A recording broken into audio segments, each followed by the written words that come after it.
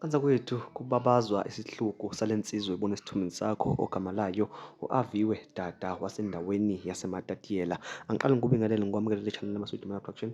Uma uqala ukufika cela wenze isiqiniseko sokuthi subscribe ngaqedha ukubhala ivideo, ushaye like bese uyakhomenta kulolu daba namhlanje. Kanza kwethu lona umbona esithumeni sakho igama lakhe u-Aviwe wakwaDada endaweni yaseMatatiyela. Othanda nje kulezi zinsuku njengoba-ke kuyiliphasika emva kokuthi abanjwe ngamaphoyisa. U-Aviwe Dada lo uboshelwe-ke icala lokubulala ngesihluku owesilisa oneminyaka ethi ayikhela ko-50, embulala-ke ngesihluku ethaveni emhlinza noma-ke emnqumisa okwembuzi. Ozibonele-ke ngawakhe amehlo uthe uma ngabe-ke seqedile-ke ukumnquma ube-ke sephuza igazi lakhe eliphuzisa okwamanzi. Umphakathi wasendaweni yaseLugada eMatatiyela ushaqeke kakhulu ngesenzo salomfo osemncane kangaka, nokuthiwa uma ngabe-ke sekutholakala sekubuzwa ukuthi-ke ngempela uyenzeni lento ebuhlungu kangaka ukuthi-ke anqume umuntu amnqumise kwembuzi aze kaphuze igazi lakhe. Kubuka wonke umuntu engenalo-ke novalo, kube-ke sekuvela-ke ukuthi-ke umnquma nje ngenxa yokuthi-ke yena uthi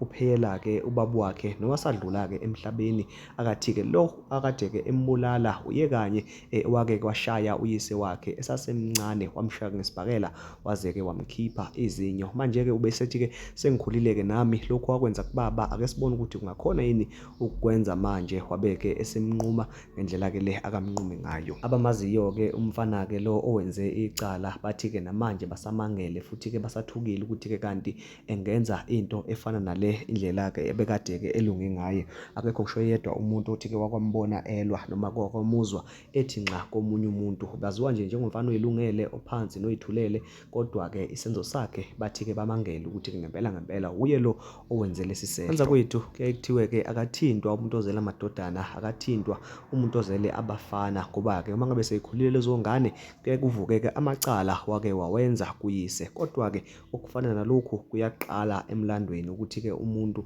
afe ebulawela ukuthi-ke washaya omunye ngesibhakela wamkhipha izinyo, angagcini nje ngokubulawa kodwa-ke kuze kuphuzwe ngisho igazi lakhe. Kanza kwethu asihlangane ema-comments sikhulume ngalolu daba, ungakhohlwa uku-like no-subscribe. Ngiyabonga.